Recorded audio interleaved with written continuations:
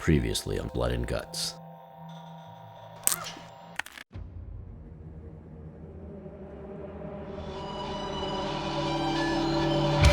Gary Tunnicliffe has worked on nearly every major horror movie franchise, bringing to life the gory deeds of Michael Myers, Candyman, and Freddy Krueger.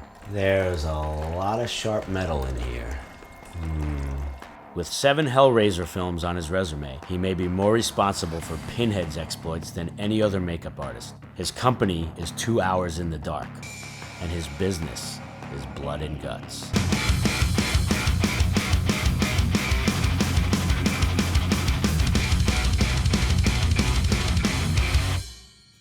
We actually use these on multiple productions. They've just come off Piranha 3DD. I want to see that. These are made out of latex and polyfoam. This latex stuff is the classic kind of zombie bite stuff. You know, you would put it on someone's face and then, you know, always have a zombie like, you know, instantly it looks like Day of the Dead or Dawn of the Dead when, like, you know, someone would be like ripping and tearing and what Tom Savini used to call chunks of flesh. Christopher Plummer is very unhappy about this head.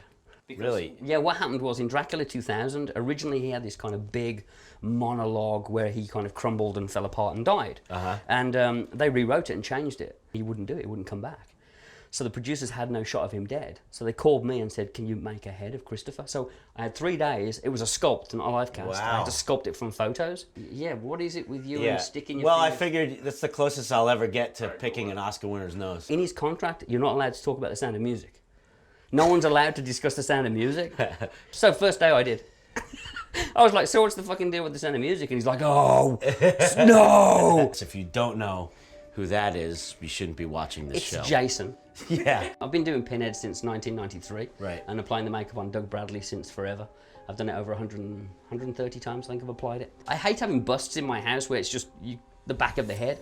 So now I've got one that I can switch around and do it. And I wanted to put the box in there and do kind of a weird configuration where the pins went into the chatterer. That's so great. You like that? Yeah. This is kind of cool. I'm a fan of Hellraiser as well as having worked on it. And not only do we do the prosthetic makeups, but we do all the Hellraiser boxes. And then over the years, what I've done is I've basically collected 1 box from every film I've ever done and the first 2 films as well. Wow. So what we have actually here is, there's actually 10 Hellraiser boxes here.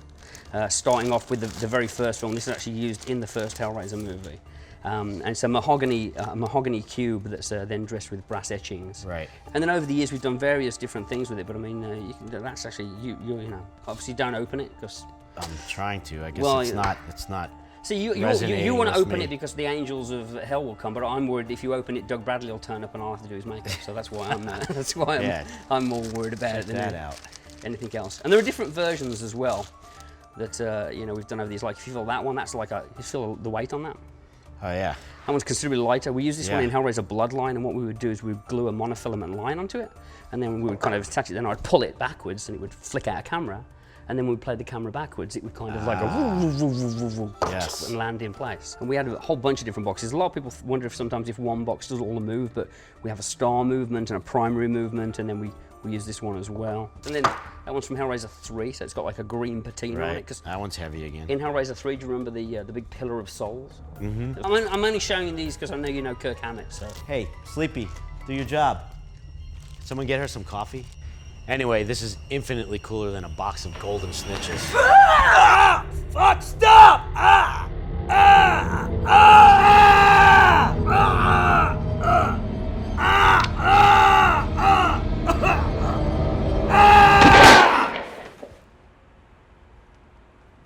So is that like bath salts, or am I gonna turn into a zombie now or something? You can always tell a really bad wound because it's just too bulky. You know, we've all seen those movies where like something like side of my head suddenly grown. I have a lot of contrast. We found this doing the Hellraiser movies, doing skinned people. If you just do someone who's skinned and it's all just blood, it just looks like a red mess. So how do you make it look like skin's like taken away when you're actually adding something to me? Try and keep it really shallow. Don't do a big build-up, and what I do is it slopes in very gradually. If this is the flat area of your skin, rather than going like that, where it kind of looks like a big blister, we're trying to come up like this. Mm-hmm.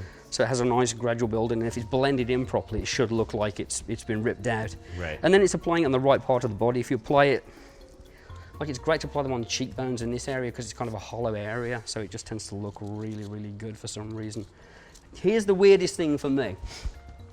If I do an old age makeup on somebody, like 6 hours of application, beautiful overlapping silicone pieces, you know, work and punched hair, I can go on a set with a crew and the crew don't give a crew like, it's cool. I walk on set with someone with their throat ripped out and the crew are like, dude! Of course. Nerdy stuff, that's the stuff you can like pull on it. It looks that's stretchy. the chunk, so fleshy, stretchy, stuffy. Basically all you do is we paint it onto a big mirror or a big flat table, latex, and then you roll it with your fingers. If you're a runner and you come to work for me or usually any makeup effect shop, it's your first job is usually making nerdies.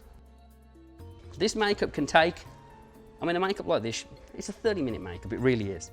30 minutes, 40 minutes to do a wound like this. You shouldn't need any more than that.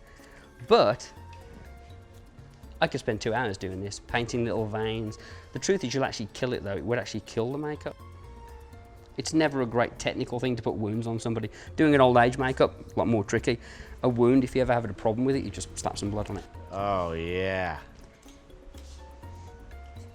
Yikes.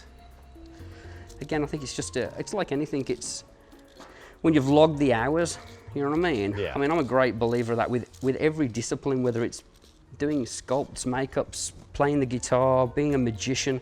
I always say that, you know, for every great guitar hero, every great magician, there's some kid who sat in a bedroom for hours either doing a card trick or playing a riff. And same with doing makeups, the more makeups you do. Sure. And that's what I always tell people who want to learn stuff. I'm like, you've got to just put in the hours.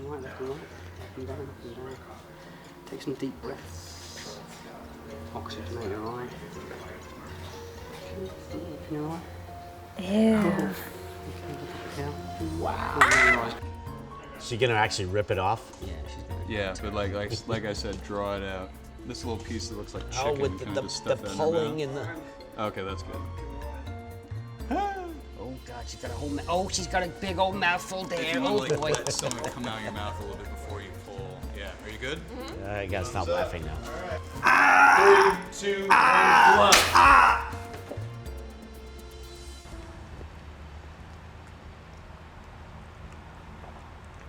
You got a little, right? Never mind. I'd like to thank my agent. Chatter was always my favorite. I love Chatter. Thanks. You think it's pretty cool? Next week on Blood and Guts. Now it's getting weird.